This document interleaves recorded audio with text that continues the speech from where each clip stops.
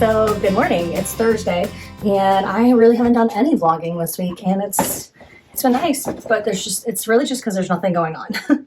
So as you can see, it is, let's see, 5:30 a.m. I just got back from the gym, I'm showered. Today was hair wash day, which is always a glorious day, but then there's the whole, I have to blow dry it thing. But I started telling a story yesterday while I was out, I started the vlog, and then I was like, I don't like the way I told that story. It was too expanded. It wasn't, just didn't tell it concise enough. So, but I'm not known for my concise stories. Anyway, it's about my Nespresso maker. So as you just saw, I made my coffee, and that went fine this morning. However, over the past months, the 4 months that I've used the machine, I keep getting where it will start brewing the coffee pod. It'll start brewing it, and then about halfway through, it just stops, and it starts blinking red. So I first got this machine back online. It says I ordered it in October, but I am fairly certain that I didn't order it until November. And there was one that I ordered in October before we left to go back down to Texas for a couple months and sell our house. And I ended up sending it back because I ordered matte black, and I got it, and it was that really finely, it was striped black. It wasn't matte black, just one solid color. It was weird.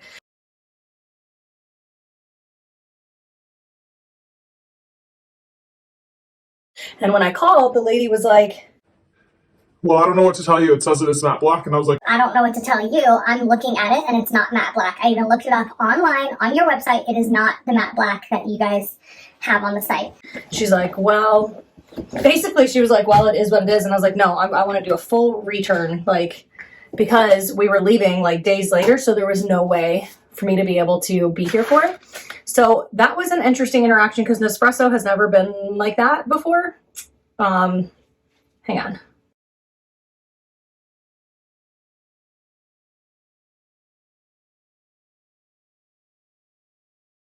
So yeah, I thought that was interesting, that they were like that, but whatever. I was like, fine, do a full return. And then I'm certain that in November, I ordered it because it was the Black Friday sales or Cyber Monday or whatever. So I don't know what's going on there, but regardless, online it says I've owned it for 6 months. Okay, fine, whatever. But I know that I've only used it for 4, and I also know that I've had, oh gosh, three Nespresso machines prior to this, and none of them have had this issue. So it'll start I'll start brewing the pod. It will go about halfway, and then it starts blinking red. So I've called in 2 or 3 times. And every time they're like, okay, let's do some troubleshooting stuff. So first off, we want you to unplug the machine and, push this button and do this and blah, blah, blah. Now we're going to have you run hot water through it and push that through because that'll clear it out. You should do that once a week. I had owned the other 3 machines for years. And this is not, I'm not advocating for this, but I had almost never cleaned them. And you should, but I didn't know. However, I didn't know, and they still didn't have any issues. So this time, this last, I don't know, Tuesday maybe, I reached out to Nespresso, but I was like, you know what? The last 3 times I have called, I'm going to do their chat feature and see if I can get somebody on there that will actually listen because it's written out in front of them. And so I did. And, what does he say we're doing first? Oh, we're going to do some troubleshooting. And I said, with all due respect, I'm not doing any more troubleshooting on this machine. This machine is not a good machine. Oh, also, I've owned 3 other Nespresso machines, and I've not had a single one that sound like they're like a plane about to take off. This sounds like a plane that's about to take off. I'll try to insert a clip here that you can hear how loud it is.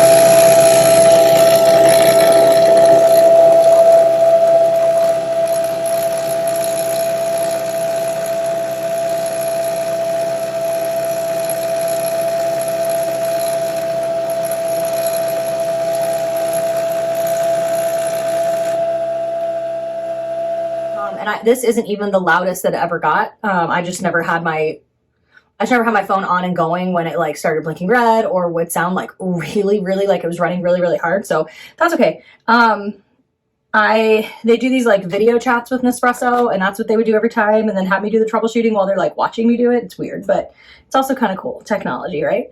So anyway, I I said, yeah, like with all due respect, if you look back at all the notes, if they made notes of the last like 3 times I've called in, which have, by the way, been in the last like 2 to 4 months, I've already run all these troubleshooting things. I've cleaned it. I've done this. I've done that. I've done everything you guys have told me to. It's still doing this. This is not how your machines typically perform, and it's really disappointing. You know, what can you do? And he was like, okay, we'll make a one-time exception, and we will give you a send you a refurbished machine. How does that sound? And I said, well, I paid for a new machine, so no, I don't want a refurb machine, and I don't like the manual top that I have to use. I'll put a picture here so you can see it. I don't like the manual top, and this is the only machine I've had that has been that manual, like flip top, pop top or whatever, and this is the only machine that I've had this problem with. So I'd like to go back to the machine I had prior. And he was like, okay, let me see what I can do. He comes back and he's like, okay, we're going to make a one-time exception. So, you know, I'll just have to mail the machine back. So the new Nespresso machine is supposed to come today. I really, really wish I could have caught on camera it like blinking red, starting to blink red and whatever, but I'm talking, it was like at minimum once a week it would start doing that. Look, I fully understand that this is a like privileged place to be, that I can complain about this, and I'm grateful that I have that opportunity, but it doesn't diminish that like it's frustrating. You know, you're in the morning and you're just wanting a cup of coffee and you go and brew it and you're like, Yes, I'm gonna have that coffee. and the next thing you know, it's like, hey, no, you're not. So the Nespresso saga. So my recommendation is, if you're looking to get an espresso machine, if you don't already have one, don't get the pop top one. Don't get the manual one. Get the one that you tap and it opens up and then you tap it down and it closes, because I never had an issue with those. And I'm really, really hoping that this isn't like a Nespresso changed its supply chain or something, and it, you know, it's just, they're all going to be bad. So that's why I told my husband, I was like, yay, theoretically I'm getting a machine that works tomorrow, which is today. So we'll see. We will see. And he also asked me, you know, like, what color do you want? And I said, you can send me the navy blue, you can send me the black. I don't really care. Like, just, I don't want red. That's not my vibe. And I don't want, like, I would prefer not white, but honestly, I would make white work. I've owned a white Nespresso machine. It's kind of like a marshmallow white, or I don't know. It has a little bit more, almost like a yellow tinge to it. So I looked, it's a black machine, which is what I have now. So that's fine. It is not the matte black. I gave up on that. And that's the only reason I got this machine, because it comes with the carafe. So you can brew 18 ounces of coffee, but 18 ounces is really only like 2 cups of coffee. So it's not like you're brewing for 4 people to sit down and have coffee, which is not typically a thing. You know, I don't have 4 people over a lot, but when I do, if everybody wants a cup of coffee, that would have been a really great thing. And that's, you know, essentially why I got that. I liked the matte black, and that only came, at the time, it only came in the manual top that I saw. And so I was like, well, I'll try it. I hate when you say you'll try something and it turns out to not be good. But I can also say I tried something. I tried something new. This is that Wonder Skin. A couple of you guys commented about it, I think, on my last video. It's called Wonder Skin, and it, I don't know if you can see that. Oh, there you go. Wonder Skin. Anyway, I'll link it down below. This is, it just adds a little color to my lips. This is not the color that it stays. Some of y'all were like, did you put black lipstick on at first? And no, it's actually blue. So it's so much better. No, it's blue. And it actually just kind of stains your lips for a little bit. My lips tend to become one with my face, and then I just don't look like I have any color to my face, and I don't like that. So you put, hold on. So you put that on, let it sit for a few. It's like, I think they say let it sit for 15 to 40 seconds, and then you spray that like finishing spray on it. I don't know what they call it. Let me see if it has a name on it. It's called Activator. So you spray that on the lips and then you wipe it off. So I like it because it just adds a little, color to my life, well, to my face. Okay, so real quick, I did want to show you guys what I've done. Everything's a mess here, but I'll still show you. So I did end up putting that lamp behind there. So the way the base sits, like I can't have it right there in the corner because of the leg of the desk, and where like the pole connects to the base, but it's fine because it adds a little bit of light to that corner, which is great. I found this picture, which a client gave me. It's a, it is a hand, I guess, oil. I don't know what kind of painting it is, but it's beautiful, and elephants are my favorite. So I think I may just put that right there on the wall. And then also over here, I put these hooks on the side so that my straps could hang from there. And then the biggest reveal is that I did end up moving this in here. So my heat press, this is a Singer sewing machine table I found. You guys have heard me talk about it before, but I found that at a, like, I don't know, like warehouse sale, I guess. I don't know what you call it, but I found that it was all brown with like dinky handles. So I painted all the lower part to it, left the top wooden, and then added these handles, these like hammered handles, which I love. And then this folds out on either side, and so you can use that because it's a sewing table. You can use that to, you know, if you're hemming pants or something, which I'm not, I just needed an extra table. And then in the back, you can't see it, but there is a motor, and inside, let me see if I can use it for a little bit of storage. Back there is a motor in the back, and so you can kind of see that spot right there. It actually, the Singer sewing machine would sit in that, and it would go up and down, so you could just like store it away. So I thought that was a pretty cool find, and guess how much I paid? $15. Such a steal. So I'm about to finish my makeup, and then I will, I'll continue to let my hair air dry. I always add Redken's 25 Benefits, which is like a leave-in conditioner, and then I use the Ghost Oil, which just helps my hair be smoother and shinier, which I really love. So yeah, so those are all the office updates. I mean, I'm really like closing in to being done with the office, right? Like finally.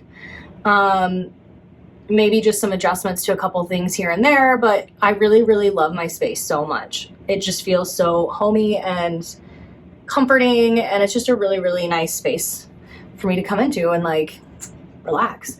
So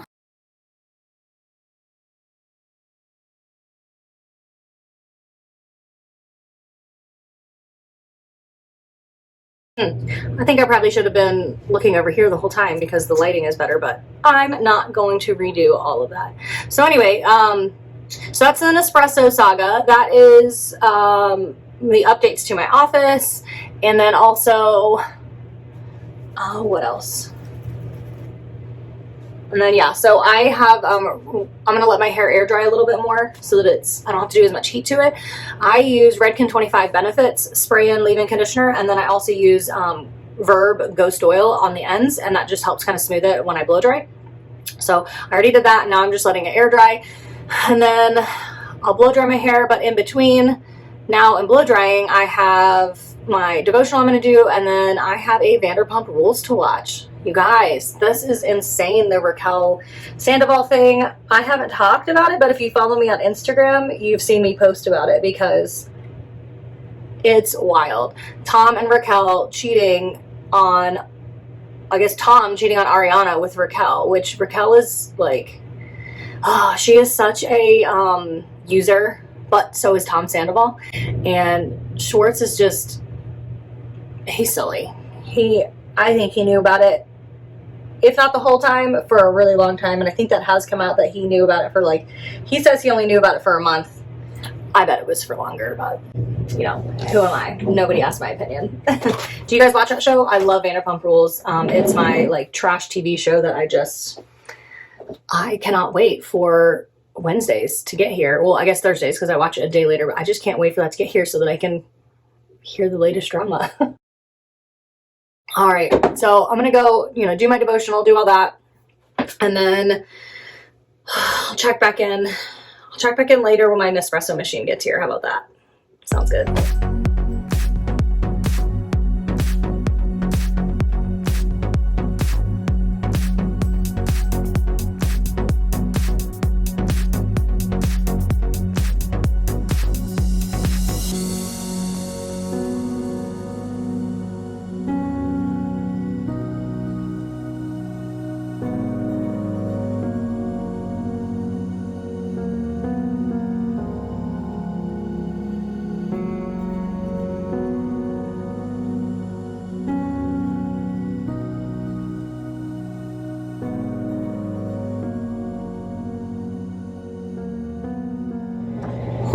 Okay, so I just finished season 10, episode 12 of Vanderpump Rules, the latest one, and so many thoughts while watching it. One, like, let's start with James and Allie. I think Allie is silly and she should get out of that ASAP. Like, James hasn't worked through what he needs to work through, and he's drinking again, so that's a, like, no-go. He cannot handle his liquor. And then, like, Sheena and Brock, so I've liked Sheena forever. I think that she just tries to be everybody's friend, and I don't know, I just like her, and I think her and Brock are really great together, and Summer Moon is freaking adorable. So I like that she's kind of the voice of reason for some people. She does stir the pot, though, when she shouldn't, but, you know, that's reality TV, isn't it? And then, so let's see, James, Allie, Sheena, Brock, Katie and Ariana. Katie I go back and forth with. I think she is a voice of reason as well, but like a true voice of reason. She's really calm. I think, as humans do, she tends to get wrapped up in some drama that she doesn't need to, and also she stirs the pot. Like this episode when she was telling Allie that that Tom and Ariana have an open relationship in so many words, and she tried to backtrack it. Like, that's interesting to me, but overall, Katie stays, I feel like, the most consistent and calm when she's not drinking. Tequila Katie. And then Ariana, like, I mean, like, I feel bad that she's gone through this with Tom Sandoval, with the Scandoval, but she has come out stronger, if you've noticed that. But Ariana has also been a favorite of mine. What I didn't like how her and Tom Sandoval started their relationship, of course, because he cheated on Kristen with Ariana. And so, like, I mean, can you really be that shocked that their relationship is now ended because he cheated again? Because that's how their relationship started? I did think, I thought for a split second they were going to make it. I really did. I thought they would make it to whatever their goal was. I mean, I don't know. I don't pretend to understand that they're, like, that friend group is so incestuous. It's weird. I couldn't be friends with an ex. That's just me. I wouldn't be comfortable with my, like, husband or significant other being friends with an ex. Like, nope, too much history. But I love that Katie and Ariana are starting the sandwich shop, and that they are, like, already ahead of the Toms and where they're going.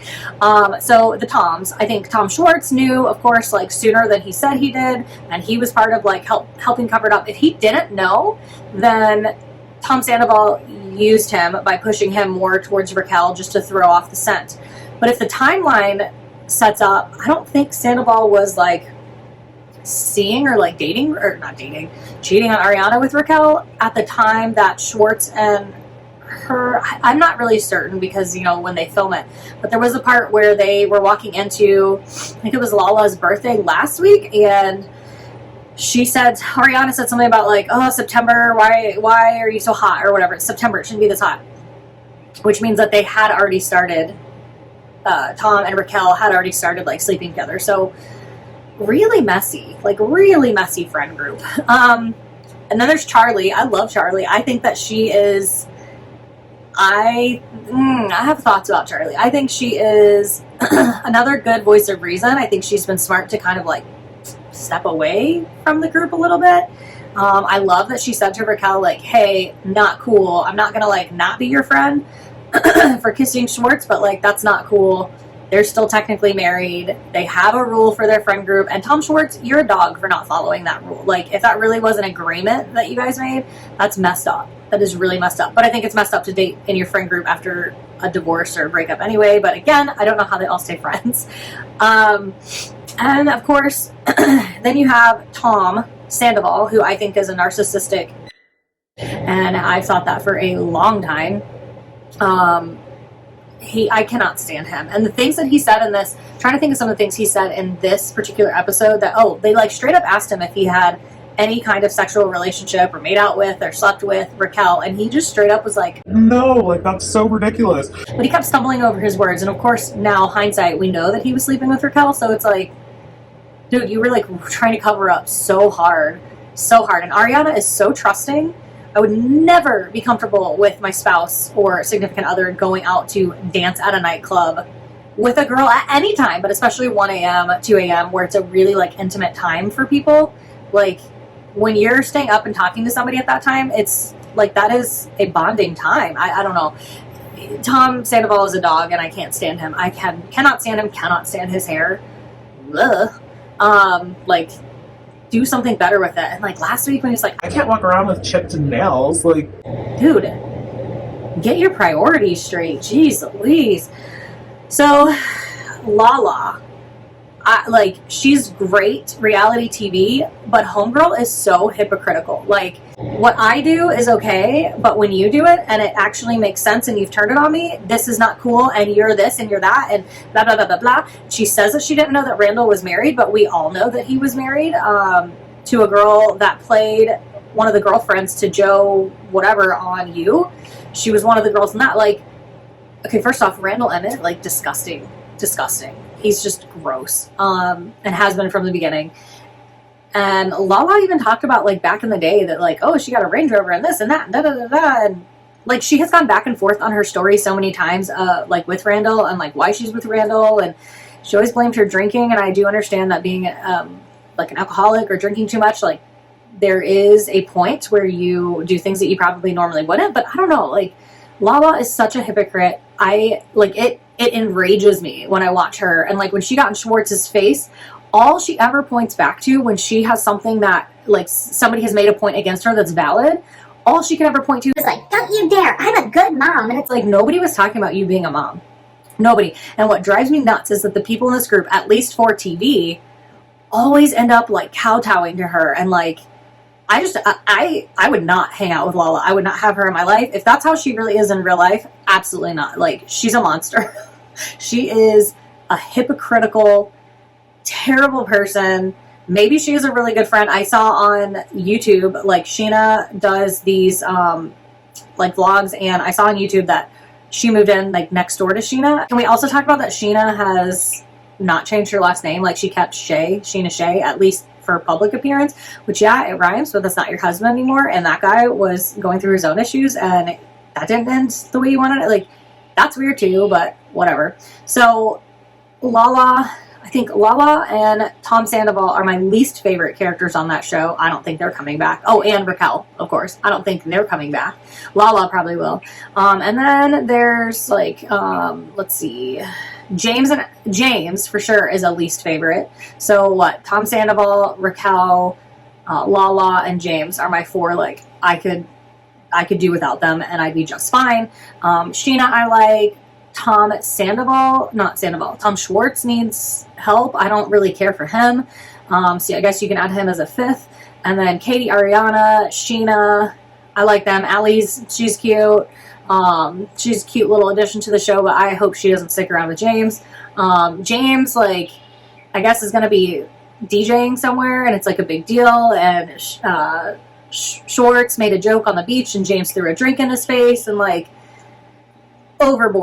way overboard, because it was a joke, but it wasn't a good joke, and whatever, and then, like, he throws a drink in his face, and Schwartz is like, oh man, I'm sorry, it was a bad joke, blah, blah, blah, blah, blah. But don't do that again. I'll put you in a headlock. Yeah, right, Schwartz. I'd like to see you stand up for yourself or anybody at any point. Whatever. I would like to see either a spinoff show or a, like, bring them back show of, like, Jax, Brittany, Stassi, and Kristen Doty. I think those four have grown as people. I cannot stand Jax at all. He reminds me of somebody I dated back in the day that was just a dog, and I can't stand that, and I can't believe Brittany, like, put up with him. However, it looks like at this point that has worked out for her. I guess she saw something that we didn't, and good for her. Their little boy is adorable. So I don't know where this is going to go. I think there's 2 or 3 episodes left in this season, and I can't wait to see, like, I mean, that sounds terrible. I want to say I can't wait to see the fallout of Ariana and Tom, but, like, we all know it's happening, so I can't wait to see it, like, play out. Thought it was interesting that they tried to make it seem like Tom and Ariana had an open relationship, because I was like, oh my gosh, are they seriously going to try and spin it this way on the show?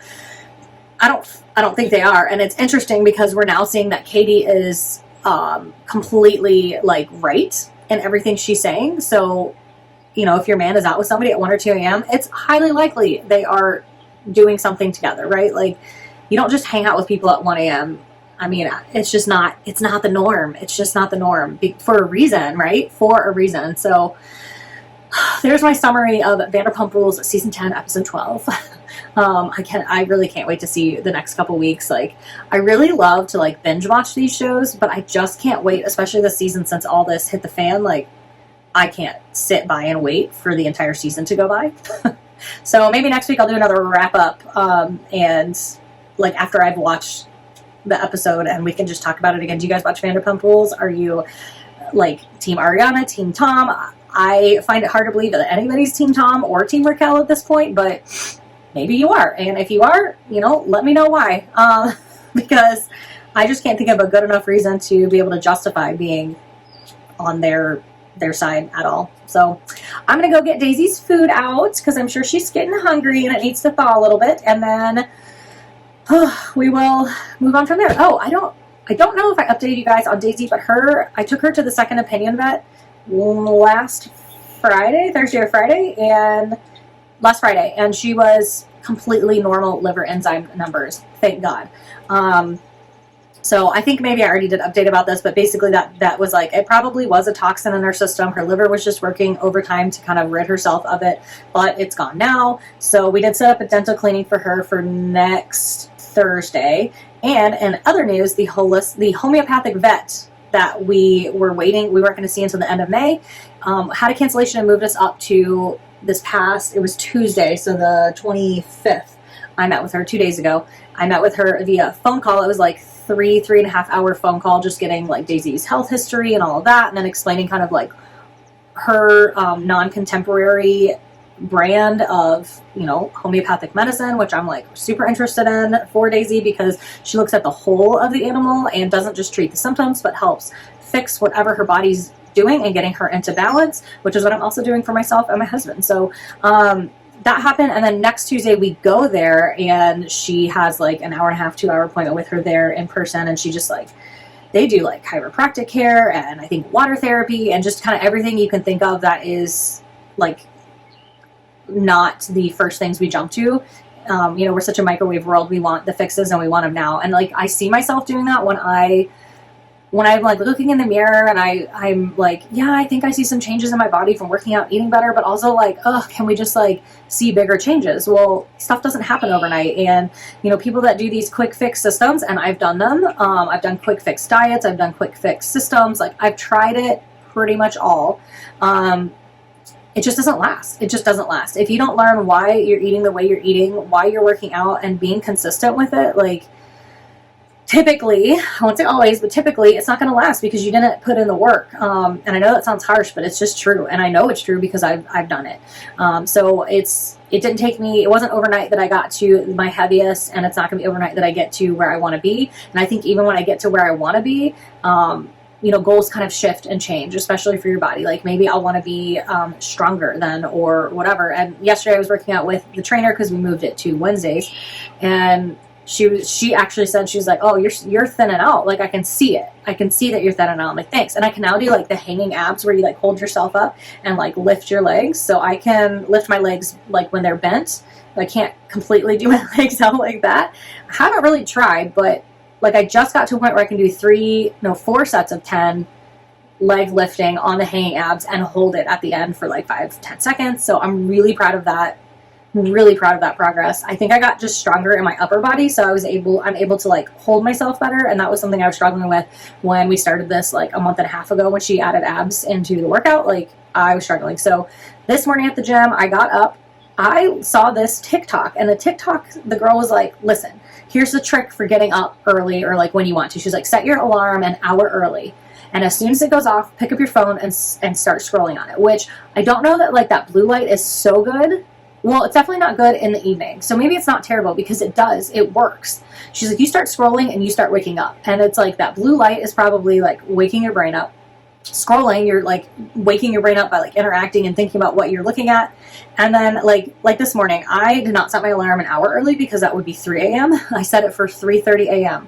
And at 3:40, I rolled over, picked up my phone because I hit snooze the first time. I rolled over, picked up my phone, and I started scrolling Instagram, Facebook, whatever. And it was mindless scrolling. And I don't typically like promote that, but it worked. I was out the door by 4 a.m., which is like my goal. But usually I'll wake up at 4 and then I will roll around and like scroll on my phone, and then I'm out the door by like 4:30, 4:45.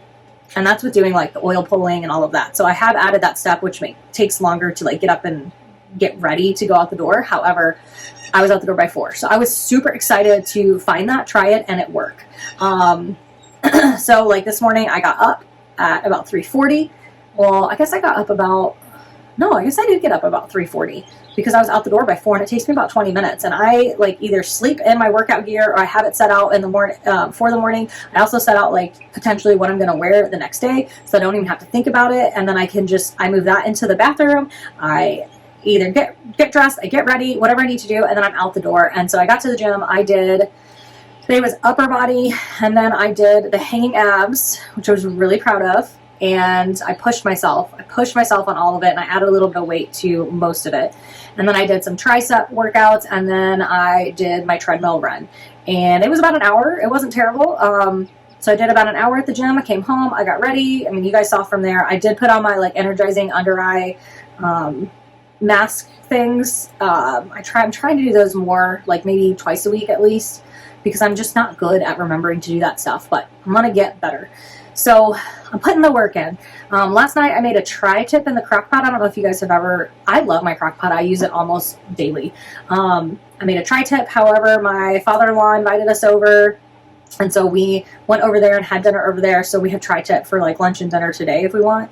And I have been really big into like, I basically eat 2 meals a day and maybe a snack. And that snack typically is like maybe a couple pieces of cheese, or like little Baby Bell rounds. I do maybe some grapes and maybe just a little bit of like pecans or some kind of nut, pistachio, something.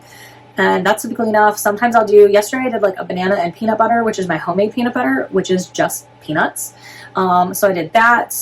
But yesterday I did a banana and peanut butter, a couple pieces of cheese, and grapes? No, pecans.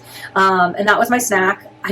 For dinner we did like chicken, like basically fried chicken. We just took the skin off because where we went, they didn't have the roasted chicken ready. It was gonna be 40 minutes. We were like, no thanks. So we did that, and green beans basically was my meal. I don't even remember eating lunch yesterday. Oh, I had Chipotle because I took my mother-in-law out after we did some stuff for her, and then we stopped at Chipotle, and that was good. That's always good. So that's the sum up of Vanderpump Rules and my life and where I am and what I'm doing and all of that jazz. So thanks for coming to my TED Talk. It's here. So I'm going to take it out of the box, make sure it's all good, and then I guess I will set it out and then repackage this one so I can send it back.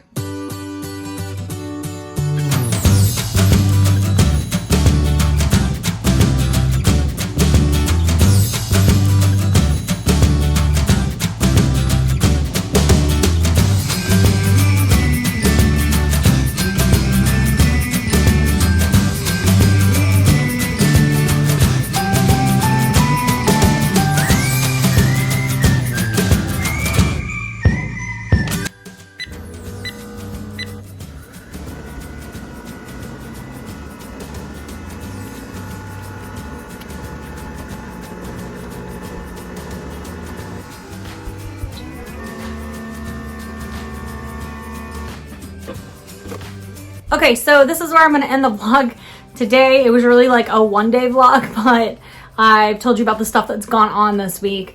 You got to see my new Nespresso maker, hear all my thoughts on SCANDOVAL. So I hope you enjoyed, and I'll see you next time. Bye.